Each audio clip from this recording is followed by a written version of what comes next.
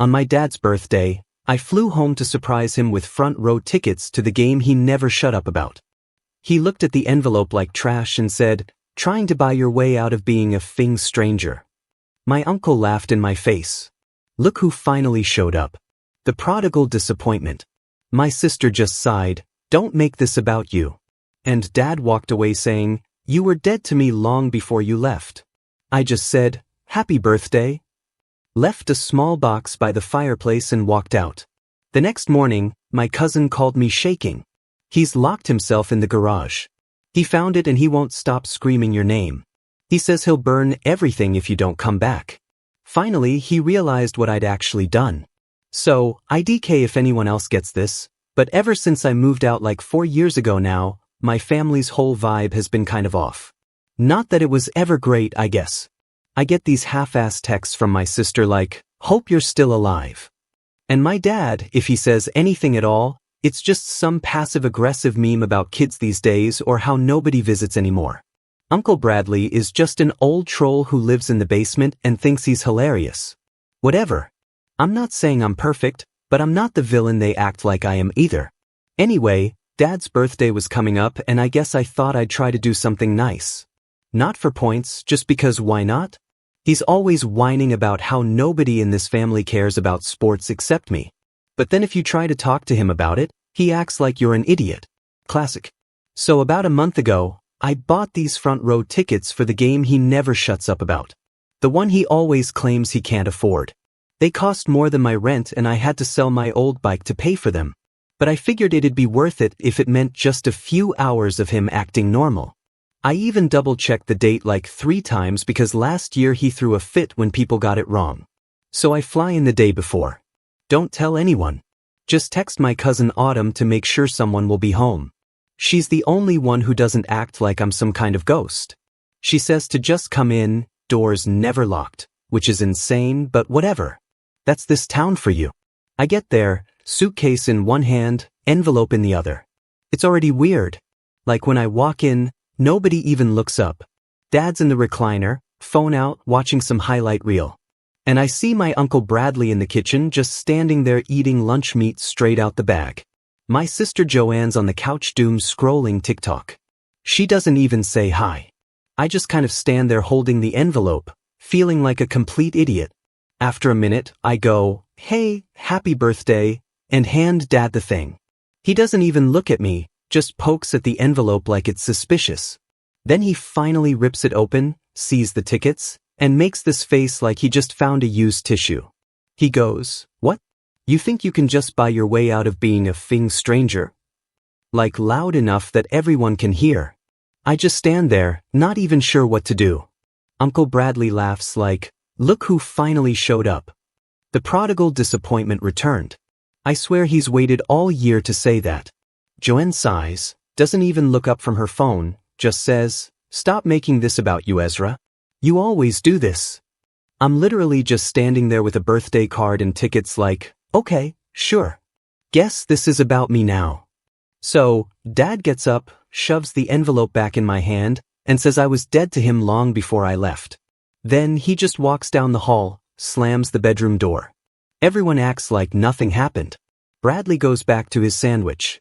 Joanne starts texting someone, probably about how cringe I am. I just laugh because what else do you do?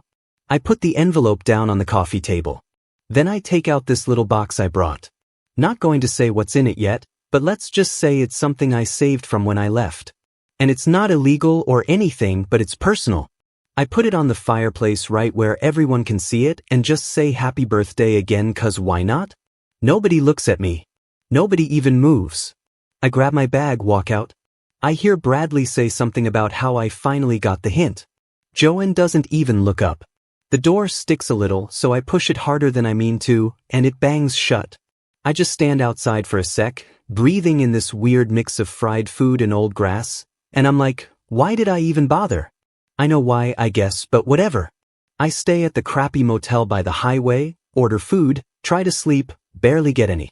I keep checking my phone, half expecting someone to text, but it's just silent. Around 8 the next morning, my phone starts blowing up. Missed calls from Autumn, which is weird because she never calls. Finally, I answer and she's legit freaking out. She says, Dad's locked himself in the garage screaming my name and he found what was in the box. He's not making sense, saying he'll burn everything if I don't come back and fix it. I can hear him yelling in the background. I'm just sitting there still in yesterday's clothes, staring at the wall. No idea what he's going to do next, but I know for once I'm not just going to roll over and take it. It's his move now. Update 1. Alright, back again I guess. Yeah. Didn't even sleep last night. Mostly just doom-scrolled on my phone and picked at what was left of some cold fries. If anyone's ever had that one day where you know the next 24 hours are going to be a mess. But you can't stop it. You just watch it all go down.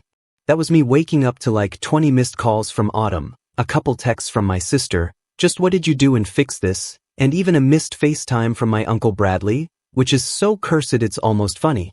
First thing I see when I finally answer Autumn is her face all red and blotchy. She says she's been up since 6 o'clock. Dad apparently locked himself in the garage, screaming my name like I stole his soul or something.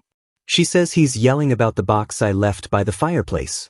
At first, she tries to play it casual, like he's just having one of his moments, but then she slips and says he threatened to burn everything if I don't come back and fix it.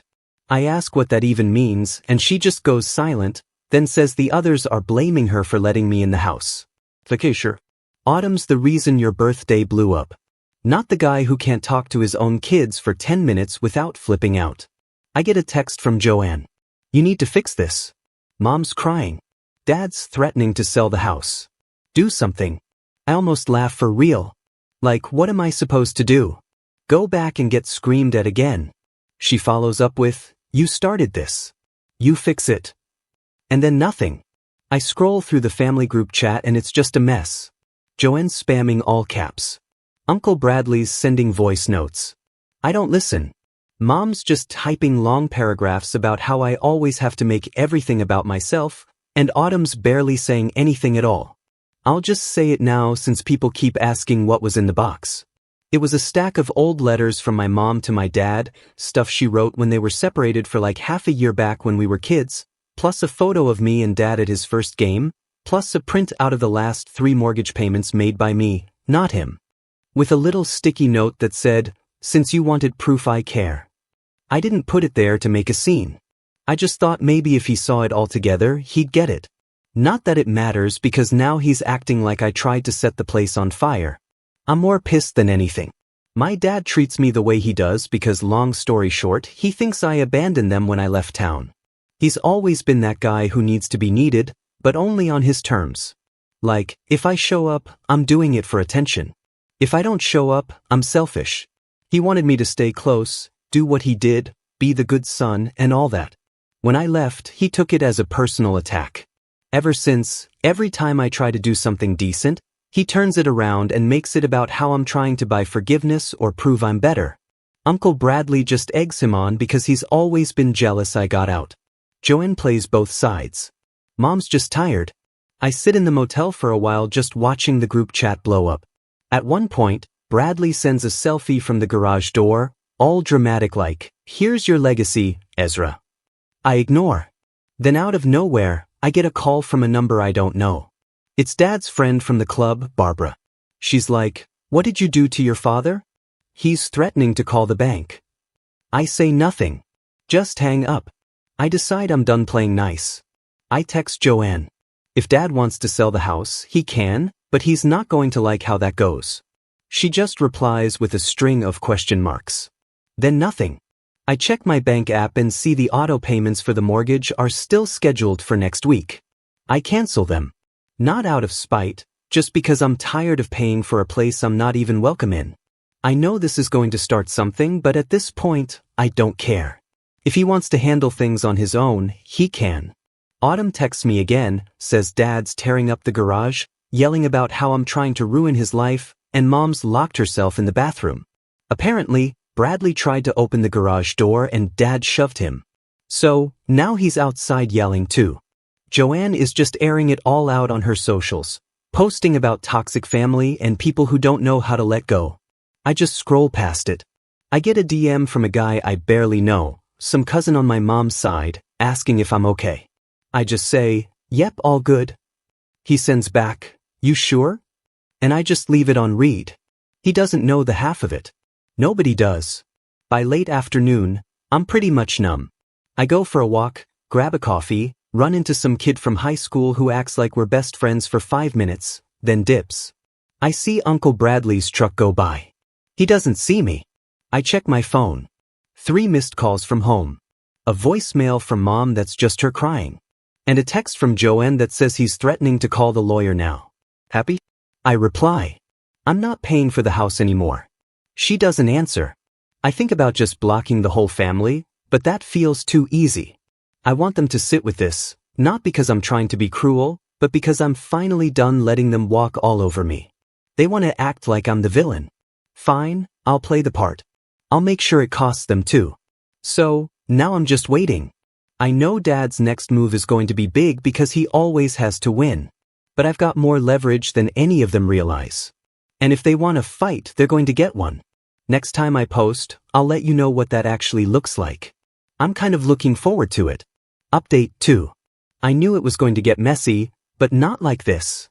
If you told me a few days ago my dad would be threatening to burn the house down over some letters and a bank statement, I probably would have rolled my eyes. But here we are. And it's honestly almost funny how fast they went from ignoring me to acting like I hold all the cards. I mean, I literally do though. That's what nobody gets. They spent years acting like I was just a ghost with a debit card. So, little update for the people in my DMs and the handful who actually seem to get why I'm pissed. After I canceled the mortgage payments, everything went off the rails. Not right away, but fast. At first, it was just texts from Joanne telling me Mom isn't eating and Dad won't come out except to yell at people. Then I get a call from Bradley. And instead of his usual BS, he's actually mad. Like not just trolling but legit angry. He says I've put the whole family in a bind and if the bank starts sniffing around, it's on me. I tell him I'm not their ATM, and he hangs up. Then I get a group chat spam. Dad's texting in all caps threatening to sell my stuff from the attic. Joanne says she'll block me if I don't help, like that's some kind of threat. Mom sends a long message about how she trusted me to be responsible and how I should think about what's best for the family, not my ego. I just let it all sit for a minute. I'm not rushing to reply. I want them to sweat a little. I start getting these random calls from numbers I don't know. Old neighbors, some guy who used to mow our lawn, even Autumn's boyfriend. Most of them are just like, "What's going on? Your dad's losing it." I say nothing. They can all deal with him for once. Autumn texts me quietly, says she's sorry for dragging me into it, but she's tired too. Says Joanne slapped her after she tried to stop Mom from banging on the garage door. Then Joanne stormed out and slammed the front door so hard it shook the windows. I guess the thing is, my dad isn't dumb. He knows exactly how to push people's buttons. He's not losing it because of the money. He's losing it because I took away his favorite thing, control. For years, he could just ignore me, talk trash, and still get what he wanted. Now he's the one who has to call the bank, talk to the lawyer, explain why the bills are late. I'm not stepping in to fix it. Not anymore. Joanne keeps texting.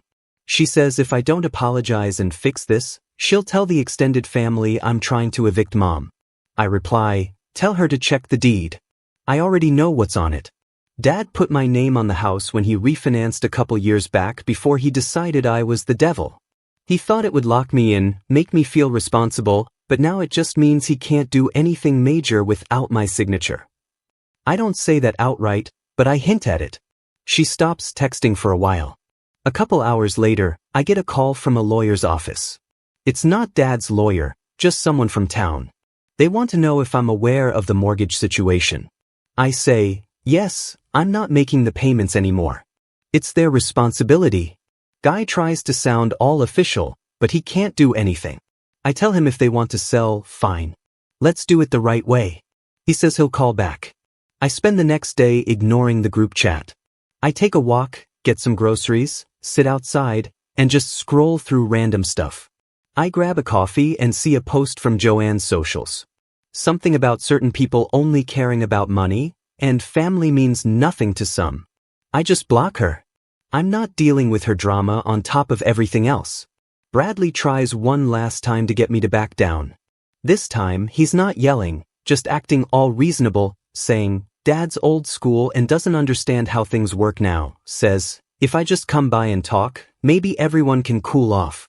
I tell him, "No, not unless everyone's ready to talk like adults." He hangs up again. Then Autumn texts, says, "Dad's now threatening to call the police if I come on the property." I actually laugh. He's the one who wanted me out. Now he's scared I'll come back. I tell her, "Just stay out of it." She doesn't need this. She says she's staying with a friend for a few days. Can't take the yelling. By the next morning, I check the family group again. Dad sent some blurry selfie from the garage holding up the box I left shouting about betrayal. All caps. Mom says she's calling her sister for help. Joanne's gone silent. Bradley says if I don't step up, he'll go public. I have no clue what he thinks that even means. What? A Facebook post? Go for it, man. So here's the thing. I'm not done. The mortgage payments are just step one. I got all the paperwork ready to start a process that'll force my dad's hand. Either refinance the place in his name alone. Good luck, his credit's trash, or sell it. If he tries to pull any more stunts, I can get a lawyer myself. I already talked to someone last week just in case.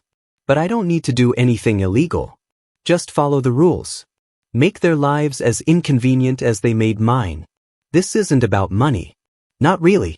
It's about making them finally feel what it's like to have no say. To have someone else decide. I'm not playing mediator anymore. I'm not their bank. I'm not the prodigal disappointment they can guilt trip and mock and then hit up for cash. And if Dad wants to keep screaming in the garage, go for it. Let the neighbors hear. Let the whole town hear. I'm not hiding. I'm not backing down. Next move's mine. And I've got a week to make them really see it. Stay tuned. Final update. So, it's been a week since that nuclear birthday. Honestly, I was expecting the energy to drop off. Like, maybe they just hate message me for a couple days, then go radio silent. I was wrong. If anything, it just got more unhinged. I guess that's what happens when the golden child finally says, "Nah, I'm not eating it anymore." I started noticing weird stuff almost right away.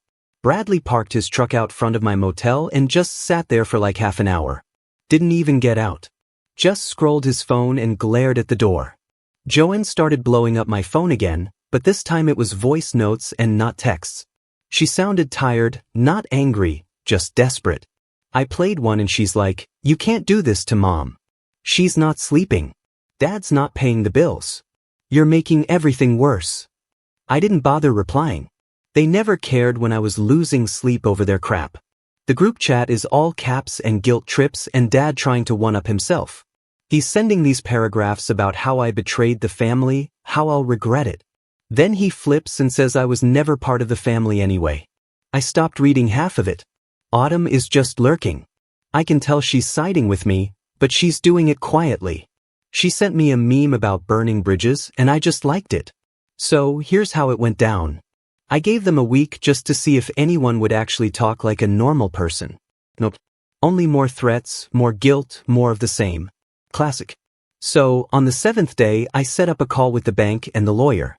I sent an email to the family group with all the paperwork attached, mortgage statements, deed copies, everything Dad tried to hide from everyone. I wrote, "If you want to sell the house, I'll sign, but I'm not paying another cent. If you want to refinance, do it yourself. If you don't, the bank can take it. Your move." No reply for 2 hours. Then the phone blows up. Bradley calls first, and this time he's not playing tough guy. He's begging. He says, "If I do this, Dad's reputation is ruined. Mom will lose it. Joanne will never speak to me again." I tell him, "It's not my problem." He starts yelling. I hang up. Then Joanne shows up at the motel. She actually pounds on the door like she's about to break it down. I open it. She pushes past me, starts ranting about how I'm tearing the family apart. I ask if she ever wondered what it's like to be the one nobody listens to. She slaps me. I just stare at her. She storms out, slams the door so hard the wall shakes. She texts after, says she hopes I'm happy now. I don't reply. Later, Autumn texts me from her friend's place. Says, "Dad's been screaming at the lawyer all day. Mom's having migraines."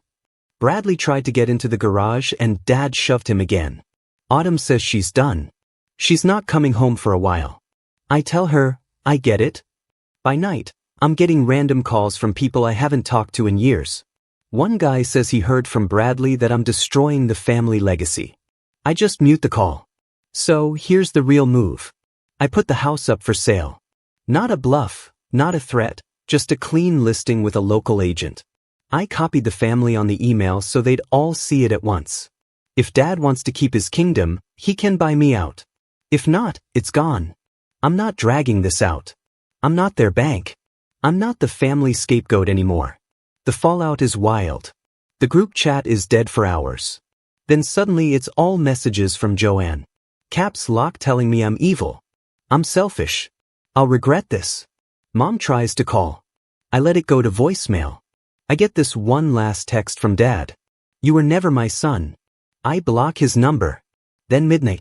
Autumn messages me. She's like, where are you? They're losing it. Please call.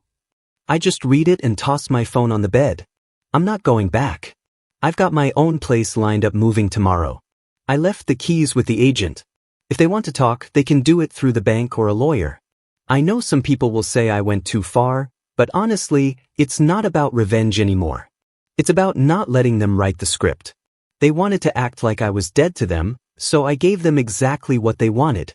Now they get to live with it, and for the first time, I actually feel like I can breathe. So yeah, that's it I guess. Not a happy ending, not a sad one.